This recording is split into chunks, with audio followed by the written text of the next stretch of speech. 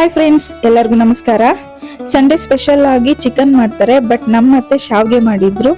Village style noodles ಅಂತಾನೆ ಹೇಳ್ಬಹುದು. ಇದನ್ನ ಹೆಲ್ತಿ ಅಂಡ್ ಈಸಿ ರೆಸಿಪಿ ಅಂತಾನೆ ಹೇಳ್ಬಹುದು.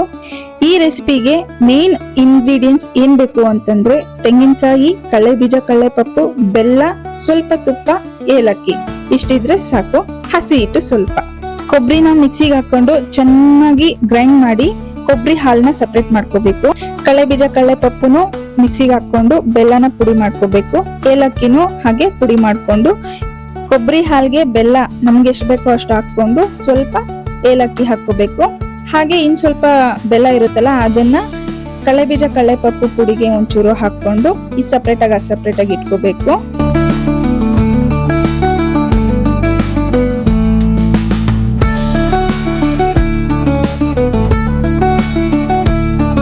ಈಗ ಕೊಬ್ಬರಿ ಹಾಲ್ಗೆ ಎಷ್ಟು ಕ್ವಾಂಟಿಟಿ ಬೇಕೋ ಅಷ್ಟು ನಮ್ಗೆ ನೀರ್ ಹಾಕೊಂಡು, ಹಾಗೆ ಬೆಲ್ಲ ಸ್ವೀಟ್ನೆಸ್ ಕಡಿಮೆ ಇದೆಯಾ ಜಾಸ್ತಿ ಇದೆಯಾ ನೋಡ್ಕೊಂಡು ನಮ್ ಸ್ವೀಟ್ ಎಷ್ಟು ಬೇಕೋ ಅಷ್ಟು ಬೆಲ್ಲ ಹಾಕೋಬೇಕು. ಅದಾದ್ಮೇಲೆ ಇನ್ನೊಂದ್ ಸೈಡ್ ಅಲ್ಲಿ ಒಂದ್ ಪಾತ್ರೆಗೆ ತುಪ್ಪ ಹಾಕೊಂಡು ಅದಕ್ಕೆ ಎಷ್ಟು ಬೇಕೋ ಅಷ್ಟು ನೀರ್ ಹಾಕೋಬೇಕು. ಅಂದ್ರೆ ಮುದ್ದೆ ತೊಳಸ್ಕೊಳ್ಳೋದಕ್ಕೋಸ್ಕರ ನಮಗೆ ಎಷ್ಟು ಬೇಕೋ ಅಷ್ಟು ನೀರ್ ಹಾಕೋಬೇಕು. ಕ್ವಾಂಟಿಟಿ ನಮ್ಗೆ ಎಷ್ಟು ಬೇಕೋ ಅಷ್ಟು ನೋಡ್ಕೊಂಡು. ಇದಾದ್ಮೇಲೆ ಇದು ಚೆನ್ನಾಗಿ ಕುದಿಬೇಕು. ಅದಕ್ಕೆ ನಾನು ಸ್ವಲ್ಪ ಜಾಸ್ತಿ ಇಡೋಣ ಅಂತ ಹೇಳಿ ಊರಿನ ತಿರುಗಿಸದೆ ಆಫ್ ಆಗೋಯ್ತು. ನಾವು ಕೈ ಇಟ್ರೆ ಇದೇ ತರನೇ ಆಗೋದು. ಮತ್ತೆ ನಮ್ಮ ಅತ್ತೆ ಎಷ್ಟು ಬೇಕೋ ಅಷ್ಟು ಕ್ವಾಂಟಿಟಿ ಹಾಕ್ತಿದ್ದಾರೆ ನೀರು. ಇದಾಕಿದ್ಮೇಲೆ ಒಂದೇ ಒಂಚೂರು ಉಪ್ಪು ಟೇಸ್ಟ್ಗೋಸ್ಕರ, ಮತ್ತೆ ಒಂದೇ ಒಂದು ಚೂರು ಹಸಿಟ್ಟು ಹಾಕ್ಬೇಕು, ರಾಗಿ ಹಸಿಟ್ಟು. ಯಾಕೆ ಅಂತಂದ್ರೆ ಉಂಡೆ ಕಟ್ಟದೆ ಇರುತ್ತಂತೆ ನಾವು ತೊಳಸ್ಬೇಕಾದ್ರೆ. ಈಗ ಇದು ಚೆನ್ನಾಗಿ ಕುದಿಬೇಕು. ಕುದಿ ಬರೋ ತನಕ ಒಂದ್ಸಲ ಉಕ್ಕು ಬರೋ ತನಕ ಪ್ಲೇಟ್ ಮುಚ್ಚಿ ಕುದಿಸ್ಬೇಕು ಚೆನ್ನಾಗಿ. ಪಾಣ್ಕಾನು ಕಾಯ್ತಿದೆ ಚೆನ್ನಾಗಿ. ಇದು ಅಷ್ಟೇ ಚೆನ್ನಾಗಿ ಕುದಿ ಬಂದಾದ್ಮೇಲೆ ಒಂದ್ಸಲ ಉಕ್ಕು ಬರುತ್ತೆ. ಉಕ್ಕು ಬಂದಿದ್ದಾದ್ಮೇಲೆ ನಾವು ಸ್ಟವ್ ಆಫ್ ಮಾಡಬಹುದು. ಚೆನ್ನಾಗಿ ಕಾದು ಕುದಿ ಬಂದಾದ್ಮೇಲೆ ರಾಗಿ ಹಸಿಟ್ಟು ಹಾಕ್ಬೇಕು. ನಮ್ಮತ್ತೆ ಇವಾಗ ರಾಗಿ ಹಸಿಟ್ಟನ್ನ ಬೆರೆಸಿದ್ದಾರೆ. ನೋಡ್ಕೊಂಡು ನಮ್ ಕ್ವಾಂಟಿಟಿ ಎಷ್ಟು ಬೇಕೋ ಅಷ್ಟು ಮಾತ್ರನೇ ಹಾಕೋಬೇಕು. ತುಂಬಾ ಗಟ್ಟಿ ಮಾಡಬಾರ್ದು, ಹಾಗಂತ ಹೇಳಿ ತುಂಬಾ ಮೆತ್ತಗೇನು ಮಾಡಬಾರ್ದು. ಅದ್ರ ಕ್ವಾಂಟಿಟಿ ನೋಡ್ಕೊಂಡು ಮಾಡ್ಬೇಕು. ಹಾಕಿದಾದ್ಮೇಲೆ ಚೆನ್ನಾಗಿದು ಬೇಯಬೇಕು. ಇವಾಗ ಹಸಿ ಹಿಟ್ಟು ಚೆನ್ನಾಗಿ ಬೆಂದು ಅದು ಕೈಗೆ ಅಂಟ್ಕೊಳ್ದೆ ಇರ್ಬೇಕು. ಆತರ ಬೇಯಿಸಿ ಚೆನ್ನಾಗಿ ಅದನ್ನ ತೊಳಸ್ಬೇಕಾಗುತ್ತೆ. ಇಲ್ಲಿ ಅದು ಸಾಕಾಗ್ತಿಲ್ಲ ಹಸಿ ಹಿಟ್ಟು ಅಂತ ಹೇಳಿ ಸೆಕೆಂಡ್ ಟೈಮು ಹಾಕಿ ತೊಳಸ್ತಿದ್ದಾರೆ, ಅದನ್ನ ಕಲಿಸ್ತಿದ್ದಾರೆ, ಚೆನ್ನಾಗಿ ಮಿಕ್ಸ್ ಮಾಡ್ತಿದ್ದಾರೆ. ಇದಾದ್ಮೇಲೆ ಚೆನ್ನಾಗಿ ಬೇಯಕ್ಕೆ ಬಿಡ್ಬೇಕು ಒಂದು 5 to 10 ಮಿನಿಟ್ಸ್. ಯಾಕೆ ಅಂತಂದ್ರೆ ಅದು ಮುದ್ದೆ ಏನ್ ಬರುತ್ತೆ ಅದು ಕೈಗೆ ಅಂಟ್ಕೋಬಾರ್ದು. ಹಾಗಂತ ಹೇಳಿ ತುಂಬಾ ಮೆತ್ತಕ್ಕೂ ಇರಬಾರ್ದು. ಸ್ವಲ್ಪ ಮೀಡಿಯಂ ಆಗಿ, ಜಾಸ್ತಿ ಗಟ್ಟಿನೂ ಅಲ್ದಿರ ಜಾಸ್ತಿ ಮೆತ್ತಗೂ ಅಲ್ದಿರ ನೋಡ್ಕೊಂಡು ನಾವು ತೊಳಸ್ಕೋಬೇಕಾಗುತ್ತೆ. ಸ್ವಲ್ಪ ಹೊತ್ತು ಬೆಂದಿದ್ದಾದ್ಮೇಲೆ ಕೆಳಗಡೆ ಇಳಿಸ್ಕೊಂಡು ಚೆನ್ನಾಗಿ ತೊಳಸ್ಕೋಬೇಕು. ಉಂಡೆ ಇರಬಾರ್ದು.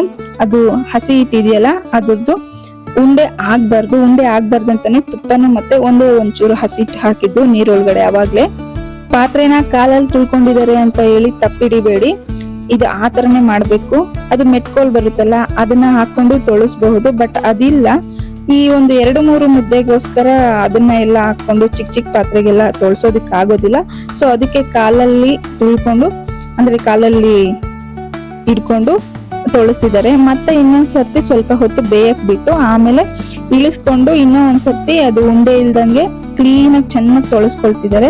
ಇದಾದ್ಮೇಲೆ ನಾವು ಅದು ಒತ್ತಕ್ ಬರುತ್ತಲ್ಲ, ಶಾವ್ಗೆ ಒತ್ತೋ ಮಿಷನ್ ಬರುತ್ತಲ್ಲ, ಇವಾಗೆಲ್ಲ ಮಿಷನ್ಗಳು ಬಂದ್ಬಿಟ್ಟಿದೆ. ನಾವು ಚಿಕ್ಕ ಮಕ್ಳು ಇರ್ಬೇಕಾದ್ರೆ ಮರದಿಂದ ಮಾಡುವಂತದ್ದು ಇರ್ತಾ ಇತ್ತು. ತುಂಬಾ ಕಷ್ಟ ಆಗ್ತಿತ್ತು ಅದನ್ನ ಪ್ರೆಸ್ ಮಾಡೋದಕ್ಕೆ. ಇವಾಗ ತುಂಬಾ ಈಸಿಯಾಗಿ ನಾನೇ ತಿರುಗಿಸ್ದೆ ಅದನ್ನ ಶಾವ್ಗೆ ಒತ್ತೋದಕ್ಕೆ.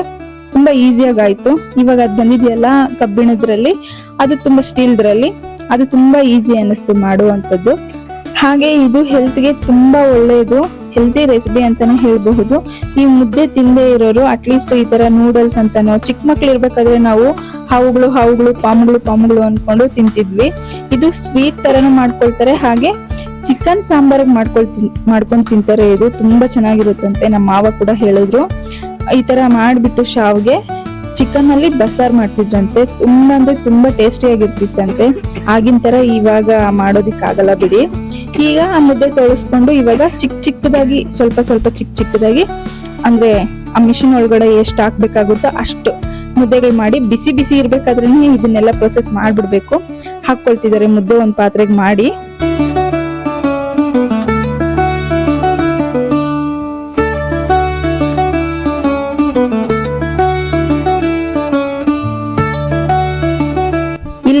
ಅಂತಂದ್ರೆ ಇವಾಗ ಶಾವ್ಗೆದು ಒತ್ತುತ್ತೀವಲ್ಲ ಅದ್ರದ್ದು ಪ್ಲೇಟ್ ಇರುತ್ತಲ್ವಾ, ಆ ಪ್ಲೇಟ್ಗೆ ಎಣ್ಣೆ ಹಾಕೊಳ್ತಿದೀವಿ. ಯಾಕಂತ ಅಂದ್ರೆ ಅದು ಹಿಡ್ಕೋಬಾರ್ದು, ಒಂದು ಮಿಷಿನ್ಗೆ ಏನಿದೆ ಮುದ್ದೆ ಹೋಗಿ ಅಂಟ್ಕೋಬಾರ್ದು ಅಂತ ಹೇಳಿ ಸ್ವಲ್ಪ ಎಣ್ಣೆ ಉಜ್ಕೊಳ್ತಿದೀವಿ.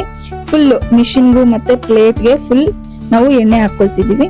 ಎಣ್ಣೆ ಹಾಕೊಂಡಿದ್ದಾದ್ಮೇಲೆ ಮುದ್ದೆ ಅದ್ರೊಳಗಡೆ ಹಾಕಿ ಪ್ರೆಸ್ ಮಾಡ್ತಾ ಹೋಗ್ಬೇಕು.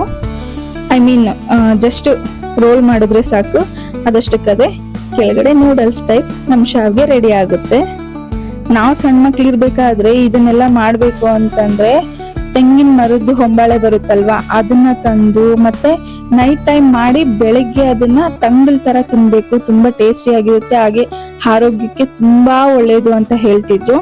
ನೈಟ್ ಮಾಡಿ ತಂಗಳ ತರ ತಿಂತಿದ್ವಿ ಅದನ್ನ. ಬಟ್ ಇವಾಗ ಏನಪ್ಪಾ ಅಂತಂದ್ರೆ ಟೆಕ್ನಾಲಜಿ ಡೆವಲಪ್ ಆಗಿ ಈ ತರ ಮಿಷನ್ಸ್ ಎಲ್ಲ ಬಂದ್ಬಿಟ್ಟು ತುಂಬಾ ಈಸಿಯಾಗಿ ಆಗ್ಬಿಡುತ್ತೆ ರೆಸಿಪೀಸ್ ಎಲ್ಲನೂ.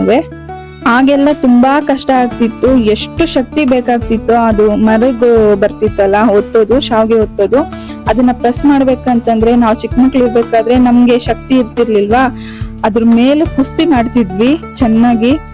ಬಟ್ ನಮಗ್ ಬರ್ತಾ ಇರ್ಲಿಲ್ಲ. ಈಗ ನೋಡಿ ಜಸ್ಟ್ ರೌಂಡ್ ಏನದು ರೋಲ್ ಮಾಡಿದ್ರೆ ಸಾಕು, ಶಾವ್ಗೆ ನಮಗ್ ರೆಡಿ ಆಗ್ತಿದೆ. ತುಂಬಾ ಚೇಂಜ್ ಆಗಿದೆಯಲ್ಲ ಟೆಕ್ನಾಲಜಿ, ಏನು ಮಾಡಕ್ಕಾಗಲ್ಲ. ಹಾಗೆ ಟೇಸ್ಟ್ ಕೂಡ ಸ್ವಲ್ಪ ಚೇಂಜ್ ಆಗಿರುತ್ತೆ. ನನ್ಗೊಂಚೂರು ಪರವಾಗಿಲ್ಲ ಅಂದ್ರೆ ಅಷ್ಟೊಂದೇನು ಚೆನ್ನಾಗಿಲ್ದೇನು ಇಲ್ಲ, ತುಂಬಾ ಚೆನ್ನಾಗೇ ಇತ್ತು. ಬಟ್ ಚಿಕ್ಕ ಮಕ್ಳು ತಿಂದಾಗ ಚಿಕ್ಕಂದಿನಲ್ಲಿ ತಿಂದಷ್ಟು ಫೀಲ್ ಈಗ ಬಂದಿಲ್ಲ. ಬಟ್ ಏನು ಅಂತಂದ್ರೆ ಇದು ಮಾಡ್ಬೇಕಾದ್ರೆ ಒಂಥರ ತುಂಬಾ ಖುಷಿ ಕೊಡುತ್ತೆ ನಮ್ಗೆ. ನಾವು ಮಾಡ್ತಿದ್ವಿ, ನಮ್ ಕೈಯಿಂದ ಮಾಡ್ತಿದೀವಿ ಅನ್ನೋ ಒಂಥರ ಖುಷಿ ಕೊಡುತ್ತೆ. ಈಗ ಇದಾದ್ಮೇಲೆ ಸ್ವಲ್ಪ ಅನ್ನ ಇರುತ್ತಲ್ವಾ, ಅನ್ನನೂ ಹಾಕಿ ಅದ್ರೊಳಗಡೆ ಮುದ್ದೆ ಏನಿರುತ್ತೆ ಆ ಮುದ್ದೆ ಎಲ್ಲ ಕ್ಲೀನಾಗಿ ಕೆಳಗಡೆ ಬಂದ್ಬಿಡ್ಬೇಕು ಅಂತ ಹೇಳಿ ಅನ್ನ ಹಾಕಿ ಅನ್ನದಲ್ಲೂ ಮಾಡ್ತೀವಿ. ಅನ್ನದಲ್ಲೂ ತುಂಬಾ ಚೆನ್ನಾಗಿರುತ್ತೆ. ಅನ್ನದ್ದು ತುಂಬಾ ಚೆನ್ನಾಗಿತ್ತು. ಬೇಕು ಅಂದ್ರೆ ನಾವು ಅಕ್ಕಿ ಹಸಿಟ್ಟಲ್ಲಿ ಕೂಡ ನಾವು ಶಾವ್ಗೆ ಮಾಡ್ಕೋಬಹುದು. ಅಕ್ಕಿ ಹಸಿಟ್ಟಿಗಿಂತನೂ ರಾಗಿ ಹಸಿಟ್ಟು ತುಂಬಾ ಅಂದ್ರೆ ತುಂಬಾ ಚೆನ್ನಾಗಿರುತ್ತೆ. ಅಂಡ್ ಇನ್ನ ಒಂದು ಹೇಳಿದ್ರು ಏನು ಅಂತಂದ್ರೆ, ಹೊಟ್ಟೆಲಿ ಅಕಸ್ಮಾತ್ ಆಗಿ ಕೂದಲು ನಾವು ತಿನ್ನೋ ಒಂದು ಫುಡ್ ಇಂದ ಏನಾದ್ರು ಹೊಟ್ಟೆ ಒಳಗಡೆ ಕರಳಲ್ಲಿ ಏನಾದ್ರು ಸಿಕ್ಕಾಕೊಂಡಿದ್ರೆ ಕೂದಲು, ಈ ಶಾವ್ಗೆ ತಿನ್ನೋದ್ರ ಮೂಲಕ ಅದು ಆಚೆ ಬಂದ್ಬಿಡುತ್ತಂತೆ. ಇದೊಂದೇನಂತೆ ಕೂದಲು ಹೊಟ್ಟೆಯಿಂದ ಆಚೆ ಬರೋದಕ್ಕಿರೋ ಅಂತ ಒಂದು ಮಾರ್ಗ ಇದು. ಅದಕ್ಕೇನೆ ವರ್ಷದಲ್ಲಿ 2 ಸರ್ತಿನಾದ್ರೂ ತಿನ್ಲೇಬೇಕು ಅಂತ ಕೂಡ ಹೇಳ್ತಾರೆ ಇದನ್ನ, ಶಾವ್ಗೆನ. ಅದಕ್ಕೆ ಹೇಳಿದ್ದು ತುಂಬಾ ಒಳ್ಳೆ ರೆಸಿಪಿ ಅಂತ ಹೇಳಿ. ಈಗ ಅನ್ನ ಸ್ವಲ್ಪ ಹಾಕಿ ಅನ್ನದಲ್ಲಿ ಮಾಡ್ತಿದೀವಿ ಶಾವ್ಗೆ. ಇದಾದ್ಮೇಲೆ ಈ ಶಾವ್ಗೆ ರೆಸಿಪಿ ಮುಗೀತು. ಹೇಗನ್ನಿಸ್ತು ಈ ವಿಡಿಯೋ ನಿಮ್ಗೆ ತುಂಬಾ ಇಷ್ಟ ಆಗಿದೆ ಅಂತಾನೆ ಅನ್ಕೊಳ್ತಾ ಇದೀನಿ. ಹಾಗೆ ಇನ್ಫಾರ್ಮೇಟಿವ್ ಅಂತ ಕೂಡ ಅನ್ಕೊಳ್ತಾ ಇದೀನಿ. ಯಾರಾದ್ರೂ ಇದನ್ನ ಇದುವರೆಗೂ ಶಾವ್ಗೆ ಈ ತರ ಮಾಡಿಸ್ಕೊಂಡ್ ತಿಂದಿಲ್ಲ ಅಂತಂದ್ರೆ ಮಾಡಿಸ್ಕೊಂಡ್ ತಿನ್ನಿ. ತುಂಬಾ ಹೆಲ್ದಿ ಅಂಡ್ ಈಸಿ ರೆಸಿಪಿ ಕೂಡ. ಇದುವರೆಗೂ ಟೇಸ್ಟ್ ಮಾಡಿಲ್ಲ, ಇದ್ರ ಟೇಸ್ಟ್ ನನಗೆ ಗೊತ್ತಿಲ್ಲ ಅನ್ನೋರಾದ್ರೆ ನಿಮ್ಮಷ್ಟು ದುರದೃಷ್ಟವಂತರು ಇನ್ಯಾರು ಇಲ್ಲ ಅಂತಾನೆ ಹೇಳ್ಬೇಕು. ಇದ್ರ ಮುಂದೆ ಯಾವ ಸ್ವೀಟುನು ಸರಿ ಹೋಗೋದಿಲ್ಲ, ಅಷ್ಟು ಚೆನ್ನಾಗಿರುತ್ತೆ ಈ ಸ್ವೀಟು ಶಾವ್ಗೆ.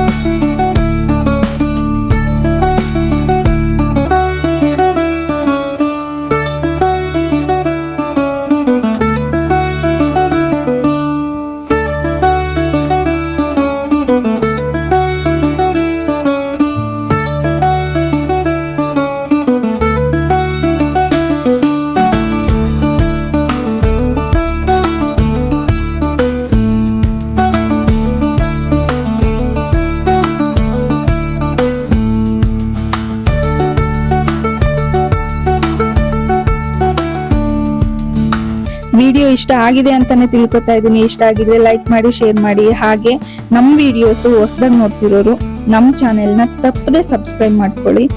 ಈ ತರದ ವಿಡಿಯೋಸ್ ನೀವು ಮಿಸ್ ಮಾಡಬಾರ್ದು ಅಂತ ಅನ್ನೋದಾದ್ರೆ ನಮ್ಮ ಚಾನೆಲ್ನ ಫಾಲೋ ಮಾಡಿ. Thank you for watching. Bye.